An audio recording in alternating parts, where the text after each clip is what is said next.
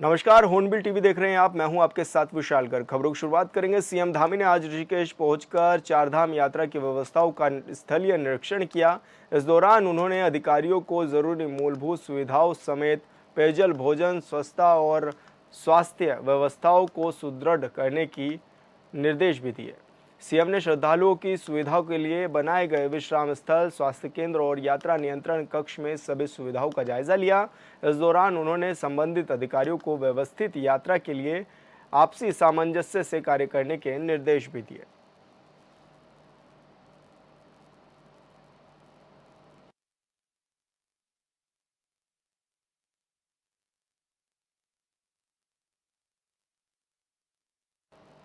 चारधाम यात्रा को लेकर सीएम ने एक बार फिर महत्वपूर्ण बैठक की है। सीएम धामी ने सचिवालय में उच्च स्तरीय बैठक कर अधिकारियों को सग चर्चा भी की है। साथ ही बैठक में कैची धाम में प्रस्तावित मेले की तैयारियों को लेकर भी जानकारी ली और चारधाम यात्रा में पेयजल आपूर्ति और अन्य कई महत्वपूर्ण बिंदुओं को लेकर दिशा निर्देश भी दिए हैं।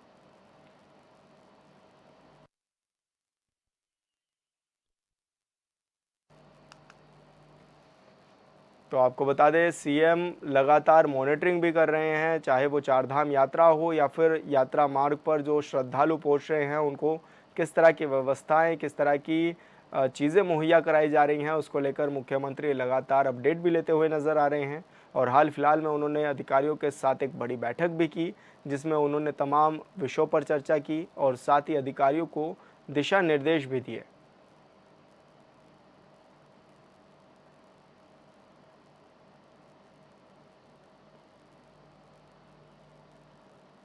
और संवाददाता हिमांशु गौड़ हमारे साथ जुड़ चुके हैं। हिमांशु, लगातार मुख्यमंत्री तत्परता दिखाते हुए नजर आ रहे हैं, अधिकारियों की वो बैठकें भी ले रहे हैं सचिवालय में और इसके बाद वो खुद स्थलीय निरीक्षण करने के लिए पहुंच जा रहे हैं ऋषिकेश।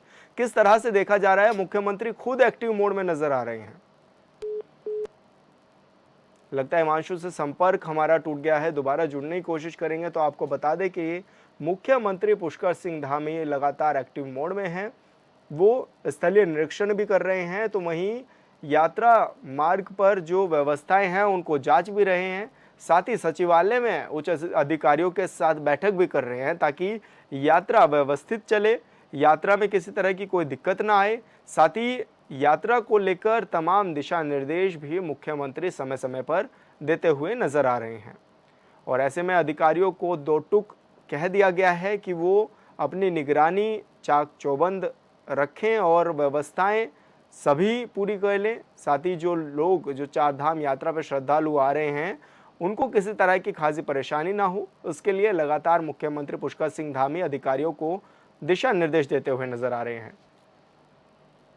हिमांशु गौड़ हमारे साथ जुड़ गए हैं दोबारा से। हिमांशु, क्या कुछ ज्यादा जानकारी मिल पा रही है, क्योंकि देखा जा रहा है कि मुख्यमंत्री पुष्कर सिंह धामी लगातार बैठकें भी कर रहे हैं और स्थलीय निरीक्षण भी करते हुए नजर आ रहे हैं? जी बिल्कुल विशाल, देखिए सीएम धामी अब लगातार एक्टिव मोड में है। जैसे जैसे उनको अन्य राज्यों से चुनाव प्रचार के दौरान जो भी समय मिल रहा है उसमें लगातार सीएम चारधाम यात्रा की मॉनिटरिंग हो, चाहे स्थलीय मुद्दों का जो निरीक्षण हो, उसमें लगातार सीएम सक्रिय दिखते हुए नजर आ रहे हैं। इससे पहले हमने देखा था कि सीएम धामी जब ऋषिकेश में अचानक ही अचानक निरीक्षण पर वो पहुंचे थे और चारधाम यात्रा जो कार्यालय है उसका उन्होंने निरीक्षण किया है और अब सचिवालय में उन्होंने उच्च स्तरीय अधिकारियों की बैठक की है। चारधाम यात्रा में चाहे पेयजल आपूर्ति हो, चाहे विद्युत आपूर्ति हो, चाहे रहन सहन की व्यवस्था हो या किसी को बिस्किट, चाय वगैरह जलपान की जो व्यवस्था हो, तमाम ऐसे मुद्दे हैं जो चारधाम यात्रा के लिए एक बड़ा फैक्टर इस समय बने हुए हैं। उनको लेकर सीएम धामी लगातार बैठकों का दौर जारी है और ऐसे में सीएम धामी की क्योंकि यात्रा ने जिस प्रकार से विगत वर्षों का रिकॉर्ड तोड़ा है, चाहे वो कारोबार के मामले हो में हो, चाहे यात्रियों की जो संख्या 2 हफ्ते में हमको देखने को मिले हो उसके मामले हो, तो ऐसे में सीएम धामी ने अब कमान संभाल ली है और चारधाम यात्रा प्राधिकरण है कि जिसके लिए लगातार सीएम बात कर रहे थे उसके लिए भी अब लगातार मॉनिटरिंग कर रहे हैं। सीएम धामी लगातार ये बात कोशिश कर रहे हैं कि अधिकारियों से जितना संपर्क साधा जाए, चाहे वो सचिव स्तर के अधिकारी हों, चाहे वो ग्राउंड लेवल के अधिकारी हों, उनसे जितना संपर्क साधा जाए वो बेहतर होगा। चारधाम यात्रा किस प्रकार से बेहतर बने इसके लिए लगातार सीएम धामी इस समय प्रयासरत नजर आ रहे हैं। हालांकि दूसरे राज्यों में क्योंकि अब लोकसभा चुनाव अंतिम चरण में है, ऐसे में अन्य राज्यों में स्टार प्रचारक की भूमिका में वो है, लेकिन इसके इधर जैसे उनको थोड़ी भी टाइम मिल रहा है तो वो लगातार चारधाम यात्रा को लेकर मॉनिटरिंग कर रहे हैं। अच्छा हिमांशु, क्योंकि ये भी देखा जा रहा है कि मुख्यमंत्री पुष्कर सिंह धामी खुद ग्राउंड पे उतरते हैं, खुद लोगों से बात भी करते हैं कि उनको दिक्कतें तो नहीं आ रही, और ऐसे में जब वो ऋषिकेश में पहुंचे थे, क्या अधिकारियों को किस तरह के उन्होंने दिशा निर्देश भी दिए, और जिस तरह से मुख्यमंत्री का एक क्रेज भी देखने को मिलता है जब वो लोगों के बीच में जाते हैं तो लोग काफ़ी अपनी बात खुल करके उनको कहते हैं, तो किस तरह की बातें लोग उनको बता रहे थे, किस तरह की दिक्कतें उनको आ रही थी?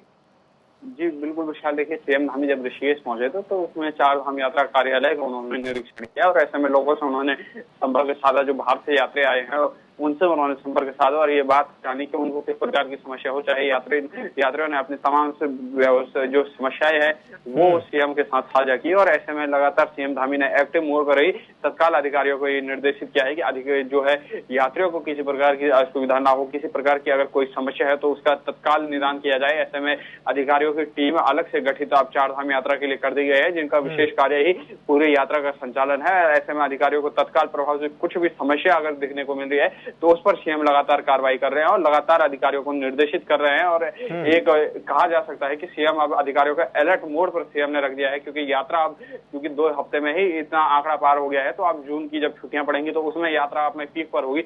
उसके लिए लगातार हमको देखने को मिल सकता है कि सीएम की जो दूरदर्शी सोच है उसको लेकर सीएम धामी अब कार्य कर रहे हैं और बाहर से जो यात्री अगर वो खाली टाइम है और वो उनका अभी दर्शन नहीं है, उनके लिए चाहे जलपान में बिस्किट की व्यवस्था हो, चाय की व्यवस्था हो, नमकीन की व्यवस्था हो, यात्रा मार्गों पर स्वास्थ्य व्यवस्था हो, पेयजल व्यवस्था हो, चाहे पानी उपलब्ध कराने की बात हो, तमाम मुद्दों पर सीएम अब एक्टिव मोड पर नजर आ रहे हैं और अधिकारियों को भी सख्त निर्देश हैं, अगर कहीं पर भी कमी आती है तो अधिकारियों के विरुद्ध तत्काल कार्रवाई की जाएगी। बिल्कुल हिमांशु, बहुत बहुत शुक्रिया आपका तमाम जानकारी साझा करने के लिए। लोकसभा चुनाव का परिणाम 4 जून को आने वाला है, जिसे लेकर उत्तराखंड चुनाव आयोग ने मतगणना में तैनात होने वाले पर्यवेक्षक और अन्य अधिकारियों की ट्रेनिंग शुरू कर दी है। इस बार बात को लेकर उत्तराखंड के संयुक्त मुख्य निर्वाचन अधिकारी नमामि बंसल ने कहा है कि भारत चुनाव आयोग के स्तर से भी प्रशिक्षण कार्यक्रम चलाए जा रहे हैं। उन्होंने बताया कि राज्य और जिले स्तर से प्रशिक्षण कार्यक्रम का शेड्यूल बनाया गया है, साथ ही मास्टर ट्रेनर का परीक्षण भी कार्यक्रम लगातार जारी है और राज्य स्तर पर भी इसको रखा गया है और ईवीएम के लिए जो मुख्य मतगणना होनी है उसके लिए भी मॉड्यूल बनाए जा रहे हैं।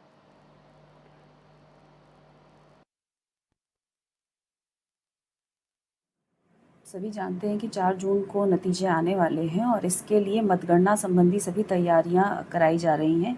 इसमें विस्तृत प्रशिक्षण कार्यक्रम चल रहे हैं, न सिर्फ पर्यवेक्षकों के लिए बल्कि जो ECI के लेवल पर ऑर्गेनाइज किया जाता है, उसके अलावा यहाँ राज्य स्तर पर और ज़िला स्तर पर भी प्रशिक्षण कार्यक्रम का शेड्यूल बनाया गया है।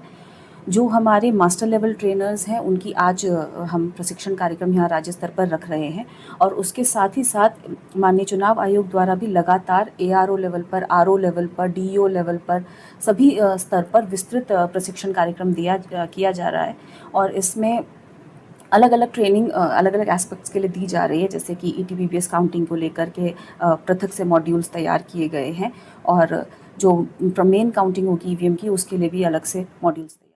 देहरादून में रिस्पना नदी के किनारे किए गए अवैध अतिक्रमण पर आज कार्रवाई शुरू हो गई है। चुनाव भट्टा में अतिक्रमण पर नगर निगम की टीम और पुलिस फोर्स मौजूद रहे, इसी के साथ बुलडोजर चलवाकर कार्रवाई को अंजाम दिया गया।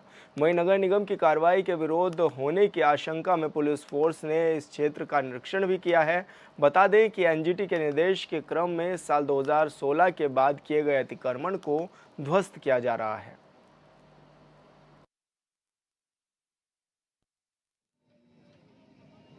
राजधानी देहरादून में अवैध अतिक्रमण पर लगातार कार्रवाई जारी है। आपको विजुअल्स के माध्यम से दिखाना चाहेंगे कि जहां पर प्रशासन का जो पीला पंजा है वो लगातार कार्रवाई करता हुआ नजर आ रहा है। बुलडोजर के माध्यम से मकानों को ध्वस्त किया जा रहा है। दरअसल 525 ऐसे मकान हैं जिनको चिन्हित किया गया था और साफ तौर पर क्योंकि ये नदी किनारों के आसपास ये अवैध अतिक्रमण बसे हुए हैं, जिनको हटाने के लिए प्रशासन लगातार कार्रवाई कर रहा है। प्रशासन की टीमें लगातार कार्रवाई करती हुई नजर आ रही है। ऐसे में साफ तौर पर यह भी कहा जा सकता है कि जो मकान जो चिन्हित किए गए थे उन पर प्रशासन की कार्रवाई लगातार जारी है और ऐसे में नगर निगम लगातार इनको एस्टीमेट भी पहले ही दे चुका था और पहले ही ये कार्रवाई की बात कर चुका था कि इस तरह की कार्रवाई होनी है, लोगों को पहले ही सचेत भी कर दिया गया था। लेकिन बावजूद इसके, क्योंकि 2016 के बाद से जो लोग यहाँ पर बसे हुए थे, जो अवैध तरीके से यहाँ पर बसे हुए थे, उनको हटाने का काम प्रशासन की टीमें कर रही है। पुलिस फोर्स यहाँ पर मौजूद है, तमाम अधिकारी यहाँ पर मौजूद है, नगर निगम की टीमें यहाँ पर मौजूद हैं,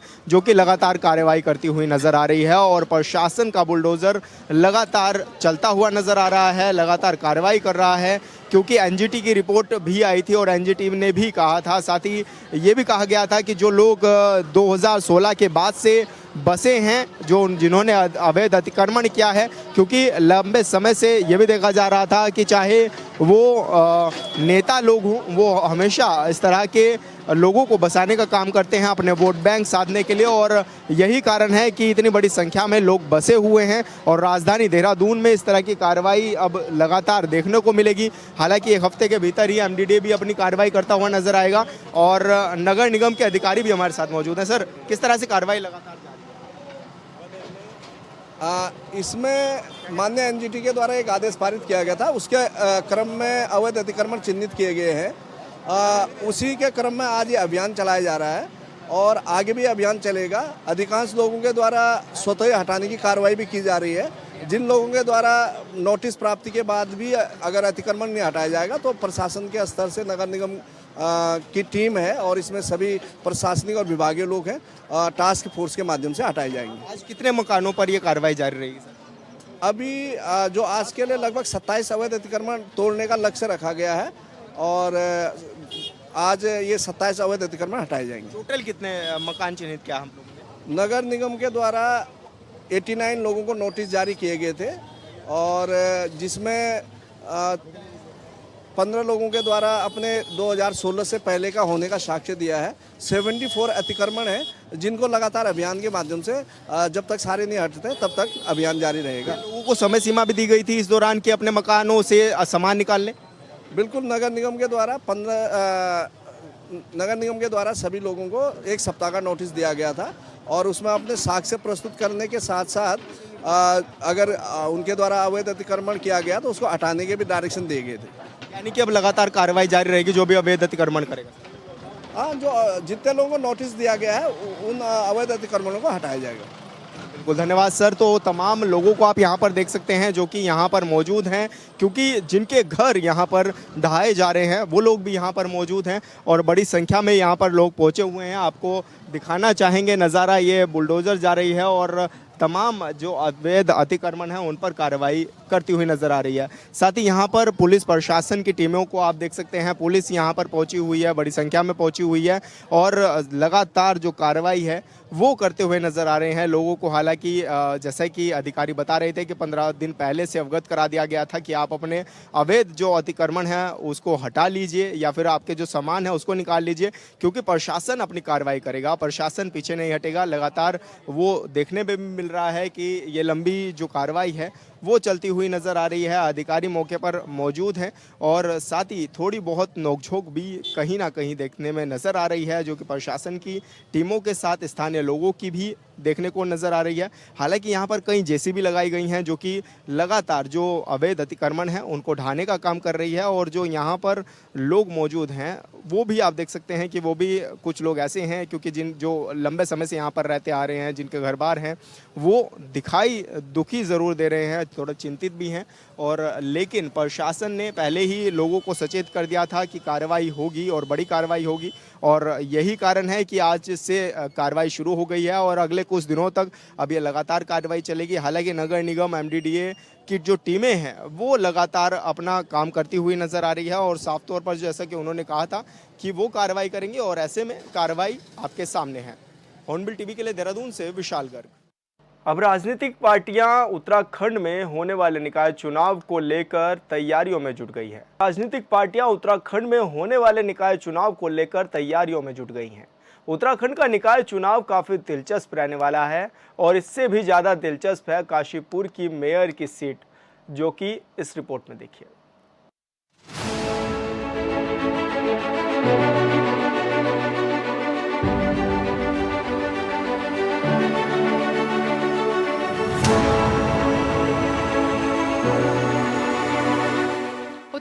कांग्रेस और बीजेपी दोनों ही पार्टियां निकाय चुनाव की तैयारी में जुटी है। काशीपुर की मेयर सीट सबसे हॉट सीट मानी जाती है क्योंकि काशीपुर कांग्रेसियों का गढ़ माना जाता है। इस बार भारतीय जनता पार्टी में काफी दावेदार सामने आए, लिहाजा माना जा रहा है कि भारतीय जनता पार्टी में उषा चौधरी का टिकट कट सकता है। हालांकि ये इतना भी आसान नहीं क्योंकि उषा चौधरी के इलाके में पकड़ मजबूत है।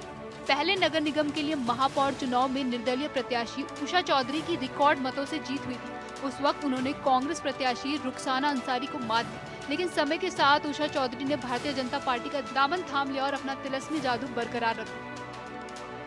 अगर उषा जी पहले एक बार निर्दलीय भी जीती हैं और जहाँ तक मेरे ध्यान में आता है चेयरमैनी उन्होंने जो की है वो निर्दलीय रूप से की है, उसके बाद 2 बार वो मेयर जो है भाजपा के टिकट से जीती हैं और एक समर्पित कार्यकर्ता के रूप में, चाहे मैं कांग्रेस का हूँ वो भाजपा के हूँ, अपनी पार्टी का दामन कभी नहीं छोड़ना चाहिए।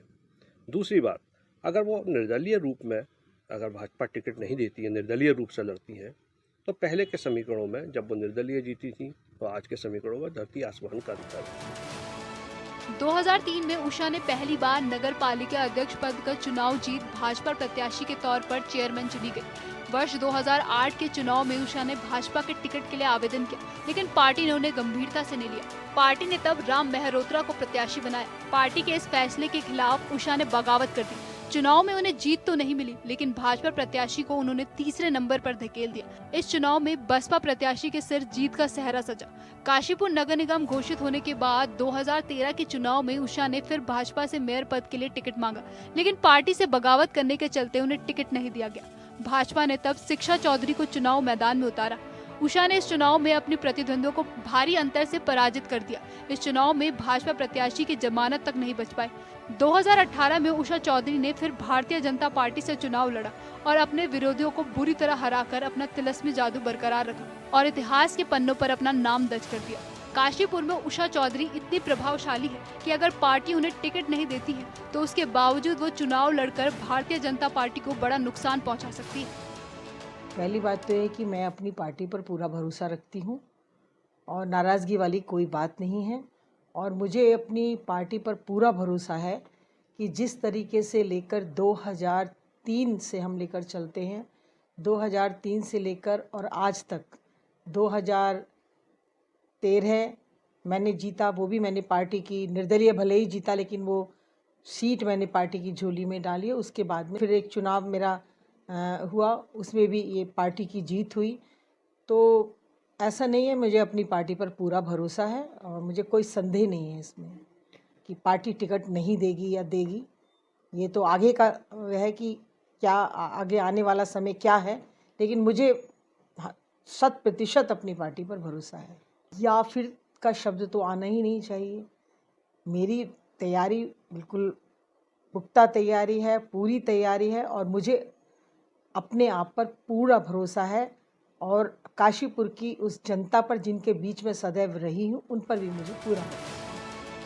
तो वहीं इस बार के समीकरणों पर राजनीतिक विशेषज्ञ मनोज अग्रवाल का कहना है कि उषा चौधरी अगर निर्दलीय लड़ती है तो भाजपा को नुकसान होगा, कांग्रेस या अन्य दलों को कोई नुकसान नहीं होगा, क्योंकि वह पहले भी निर्दलीय चुनाव लड़कर भाजपा के प्रत्याशियों को 2 बार शिकस्त दे चुकी और अगर इस बार निर्दलीय लड़ी तो चुनाव नहीं जीत सकती क्योंकि जनता में उनके पहले वाली पकड़ नहीं है।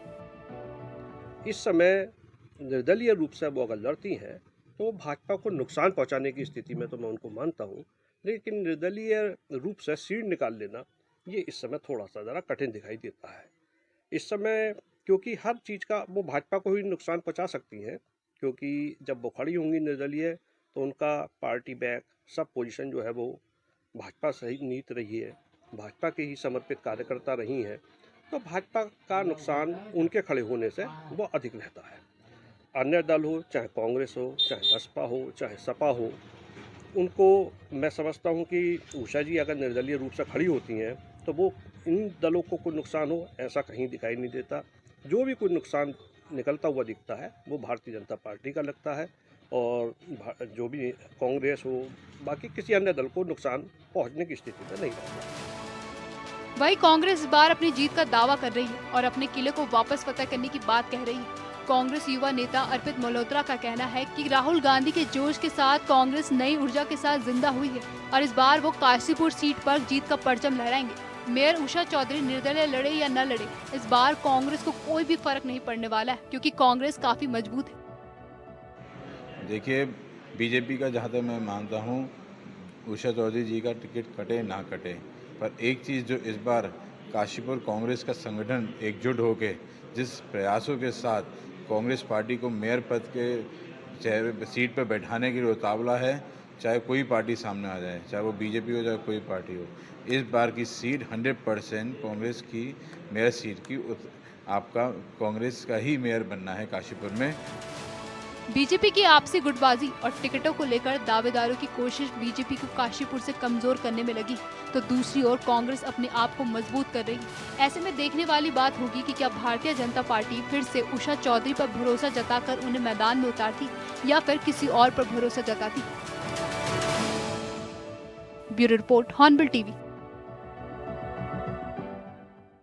नैनीताल के गोवर्धन हॉल में जैन समाज की अग्रणी राष्ट्रीय संस्था भारतीय जैन मिलन की राष्ट्रीय कार्यकारिणी सभा आयोजित की गई, जिसमें देश भर के संस्था से जुड़े जैन समाज के शीर्ष प्रतिनिधि मौजूद रहे।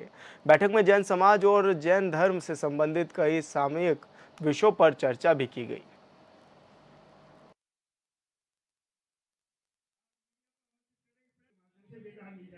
आज यहाँ पर हमारी सत्र की प्रथम राष्ट्रीय कार्यकारिणी बैठक का आयोजन नैनीताल में किया गया, जिसमें पूरे देश से, सभी नगरों से, सभी प्रदेशों के प्रतिनिधि, पुरुष और महिलाओं ने, हमारे वीर और वीरांगनाओं ने यहाँ पर भारी संख्या में भाग लिया और जो भी समस्याएं इस समय देश में है या समाज में है, उन पर चर्चा करने के लिए हम यहाँ पर एकत्र हुए हैं और उस पर चर्चा के बाद यहाँ पर निर्णय लिए जा रहे हैं कि किस प्रकार हम समाज को आगे लेकर बढ़ने कार्य कर रहे हैं।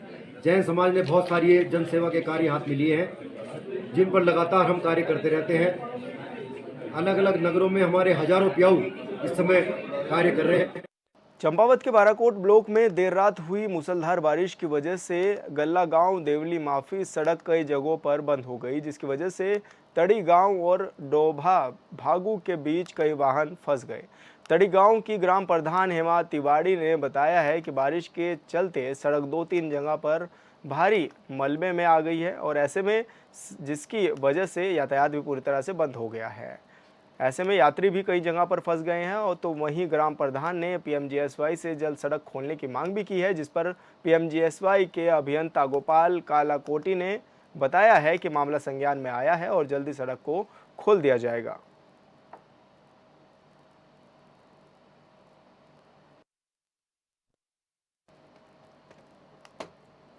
तो आपको बता दें कि देर रात से लगातार ये जो सड़क है वो क्षतिग्रस्त हो गई थी और संवाददाता लक्ष्मण बिष्ट हमारे साथ जुड़ चुके हैं। लक्ष्मण, क्या कुछ ज़्यादा जानकारी मिल रही है अभी सड़क की, क्या कुछ हालात हैं? क्योंकि जिस तरह से बताया जा रहा है कि पूरी तरह से बाधित हो गई है, पत्थर आ गए हैं सड़कों पर, तो अब लोगों की आवाजाही क्या बाधित हो गई है पूरी तरह से?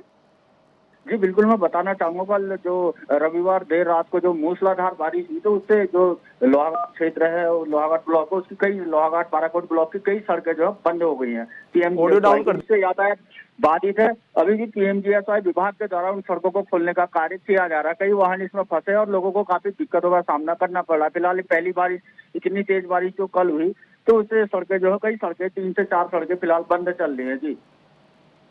जी बिल्कुल सही कहा लक्ष्मण आपने, बहुत बहुत शुक्रिया आपका तमाम जानकारी साझा करने के लिए। और फिलहाल इस बुलेटिन में इतना ही। आप देखते रहिए हॉर्नबिल टीवी। नमस्कार।